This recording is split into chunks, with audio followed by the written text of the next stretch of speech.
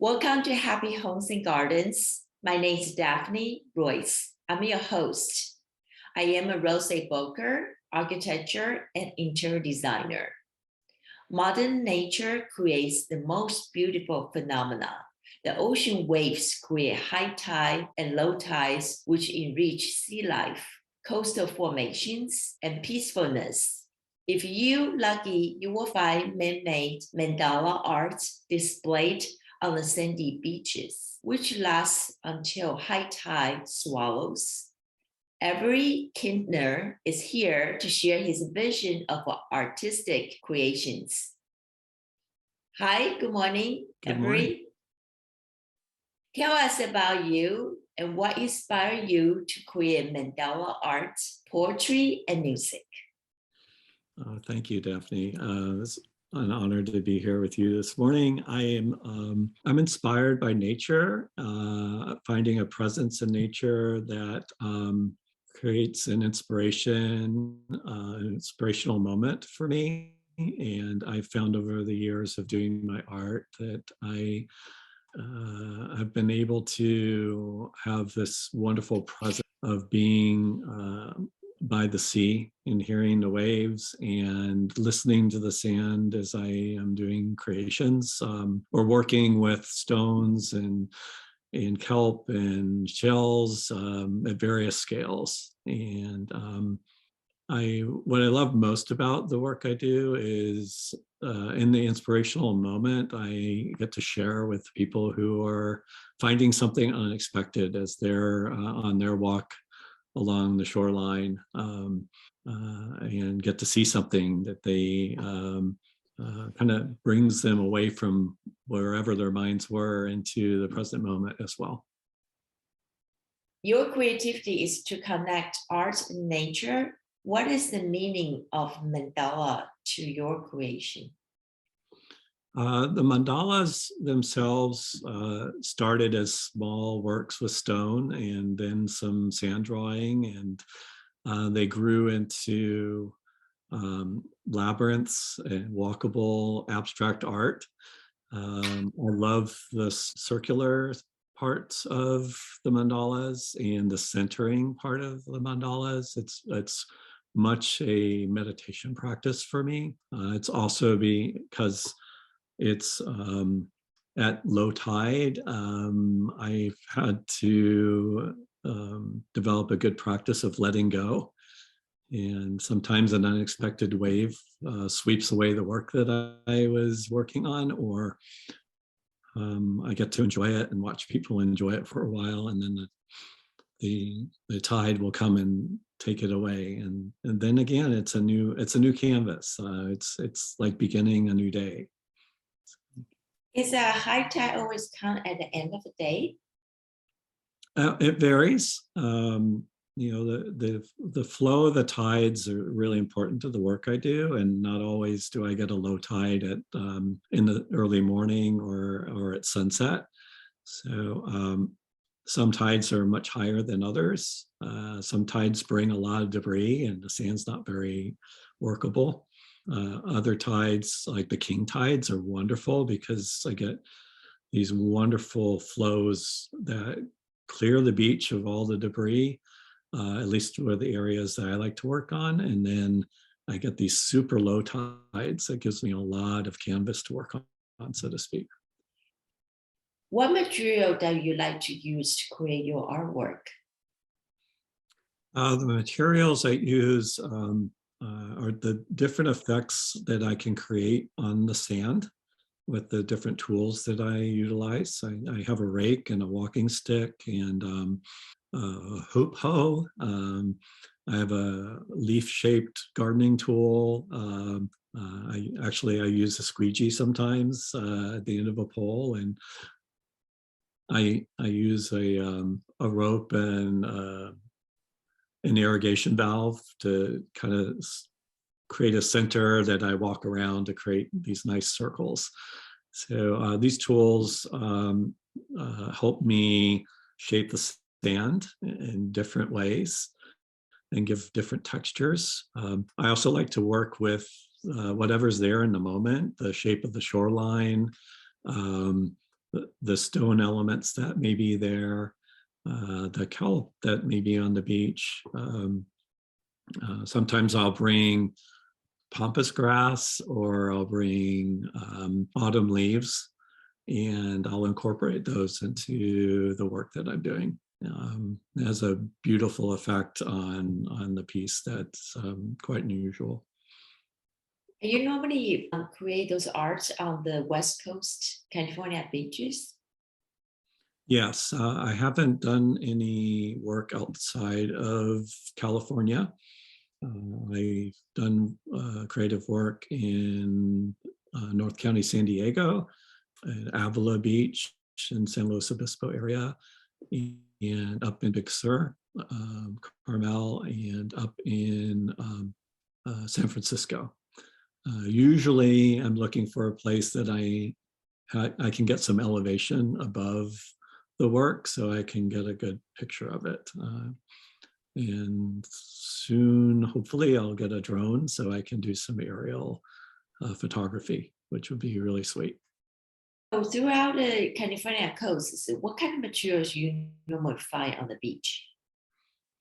I will find kelp of different colors, beautiful seagrass. I can find various shapes of stones depending on my location, and various sizes of those stones. And I incorporate them in different ways, and different plant materials that I might find along my way to the beach. Do you find a lot of seashells on the beach that you can use to create your art? That's unusual because most of the shells on the beach are either picked over or they're broken. But sometimes I can do some, if there are enough of them, I do some mosaic work with the shells. Even if they're broken, if you kind of work with them and create a pattern, you can get some really interesting effects. I don't do that with my big scale work so much, unless I'm trying to create a very special, more intimate center to the mandala. So I might do a labyrinth walk around the outside of the mandala to have a journey for people to arrive at the center. And when they get to the center, I like to have something, even if it's very small, as an arrival point for them to just spend a moment and be quiet, and maybe listen to the waves differently, or listen to the wind differently, or hear the birds sing, which they might not otherwise do if they're busy along their way, walking on the shore or running or looking at their phone, which happens quite a bit. I remember I went to maybe Stanton Beach or North Bodega Bay, maybe. I did find a lot of sand dollars. Yeah, sand dollars are fun if you can find a number of them. Sand dollars make really elegant center altars, if you will, for mandalas. Yeah, I've done a large scale sand dollar as a mandala at one time. That was really fun to try to create the image of a sand dollar, but do it that was in a scale that's like 40 or 50 feet, and get the texture of the sand just right, and the patterns just right. Yeah. So where did you start your original beach artwork? My start on the beach artwork was an inspiration. I was sharing some time with a dear friend on the beach, and my friend drew a duck on the sand. And it reminded me how much I used to love to draw, and how little effort that I was putting into my creative side of my life. I had been in career, I'd been focused on work, being in urban environments, I wasn't in nature enough. And I started doing these smaller drawings. They gradually became more abstract and larger and more spiritual in nature. And this practice of meditation and being present and feeling the inspiration of the moment in a specific place that I find on the beach kind of grew into this larger and larger scale of work. And as I was doing that and watching people come by and enjoy seeing them, I started look at my pieces in a way that how could I make them more interactive? And that's when I started working with creating labyrinth flows within the abstract work of the mandala and the artwork that I was doing, so that people could walk into them. And a lot of times people walk into them unexpectedly. They're just looking at their phone, or they just walk right through. Sometimes their dogs run through, and I have just come to accept that as a welcome addition to the art that I'm working on. And I'll use paw prints and footprints as a way to create kind of a journey through some of the artwork that I do. And that's a good flow of starting small, but being open to inspiration and creativity. Some of your beach artwork is large in size. How long does it take you to create your art? Depending on the level of detailing that I would like to do, it's usually 1 to 3 hours that I'm on the beach. And I'll probably spend another hour or so just enjoying the photography of it and enjoying watching people interact with it. And a lot of it depends on the tide. So a super low tide gives me a lot more time to do the work and do the detailing. Sometimes I get down to the beach with very little time, and I'm a little hurried and trying to create a piece of art before the tide will come and sweep it away. So, How would you share your art with the public? outside of the present moment of the art being an expressive art experience that people can watch me create, I do take photographs of my work. That's the only way the work is preserved. And since the work itself isn't planned, I don't like have pre-drawings of it or anything like that. I'm really creating in the moment. And I've done some photography of them, and I've showed the images at coffee shops, yoga studios. I haven't done any at a spa or anything like that, but the mandalas tend to lend themselves to show well in those environments. And I've been very blessed with the opportunities to share the art that way. Also have a website, and I share the art that way as well. Why do you decided to make a mandala art on the beach? It could be short-lived by the high tide. I really loved, I love water. I love being by the water. And I love the presencing of finding a spot on the beach where I feel some form of spiritual energy. And I'll take a few moments to pick a spot. I might move 3 or 4 or 5 feet, depending on my perspective of where I might take the picture from, or how far away from the shoreline I am. That's a presencing thing, and it's a meditation. I've learned to hear the sound of the shoreline quite differently than I used to. I hear the sound of the sand. Different sands have different songs, if you will. As I'm raking, different strokes of my brush, which is a rake or a stick, have different sound effects. So it's been really a wonderful presencing for me. And then the whole process of creating something, but knowing I'm going to let go of it. these are things that drew me to doing the larger scale work. There's a Tibetan practice of mandalas that the Tibetan monks will work for weeks and weeks on sand mandalas of beautiful colors. And then once they're done, they just let it go. So it is a wonderful practice. And my work is on scale, but maybe not on time, but on size. It's the same kind of a practice of acknowledging the ephemeral moments of life. Yeah. Why does it spend so much time to create art and purpose just let it go? I think there's a lot of practice, Western practice of having things.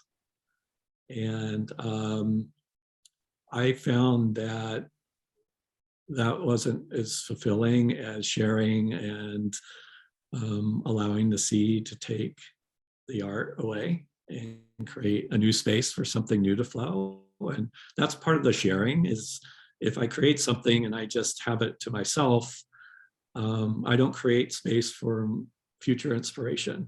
And this practice of the letting go or letting it flow through or sharing allows me to be more open to what's next, what next inspiration might flow to me. So I found a lot of joy in the presencing of the artistic creative process. And I've found a lot of joy in the discovery of what it is that I might create on any given day and not have a preconceived plan. So there is a practice of living that flows from the work that I do. And I feel that it helps me be more open in work, in relationship, and when I'm enjoying nature. So what is the largest art in dimensions that you created? I've done some mandalas that are probably 100 to 120 feet across. I've done a whale that was almost half a football field. Just followed the contour of the cliffs coming down to the beach and the shoreline. Those are the largest scale works that I've done. They're not always circles. Some of them are really abstractive elements of showing the water and the land coming together. Some of them are creating flowers and like a gathering of mandalas over a larger space. So they're not always just a singular circle. And those tend to have more of an abstract flow and feel to them. So any plan for your creations to be more focused on in the future? I'd like to continue to explore the abstract, non-circular elements of the work that I do, creating different pathways and different experiences for people to enjoy. I want to use the negative space on the sand in those elements a little bit differently than I have in the past. But I've also found that I want to return to doing some smaller, more elegant, detailed pieces that are bringing together other elements of earth and stone and kelp and shells. They take just as much time, but they're a lot more detailed. And for me, they bring a different experience of peace and meditation. And I really, really enjoy working with stones at the beach, especially when they're wet with color. Most of the beach stones you'll find are chalky. And I like to find the colorful stones and work with them while they're still in their kind of glorious color. So.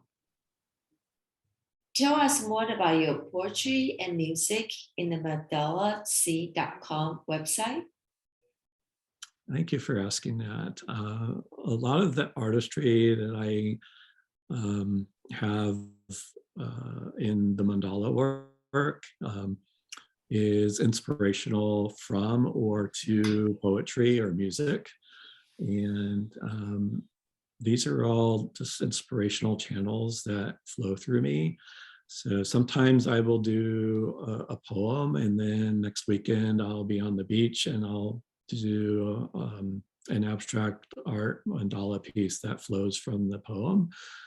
Sometimes I'll have an experience on the beach or experience in the garden, sharing time with dear friends, and that flows into a poetic moment of expression, or flows into a melody that comes to me that I've embraced. So I like weaving them together because I feel it brings a more immersive experience than just a singular expression of art.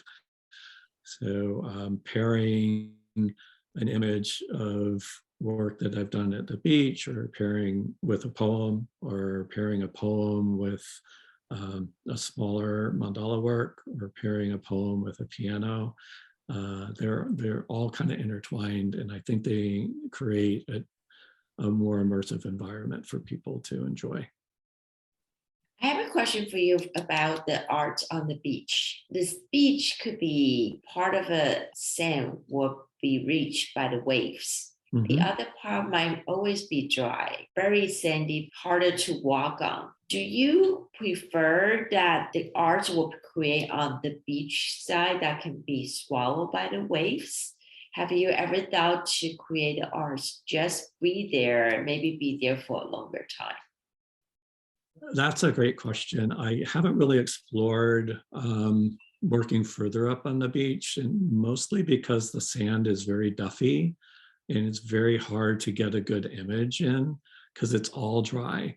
And one of the benefits of working closer to the water's edge is the sand on the top has a lighter color, but not its true sandy color because it's still moist.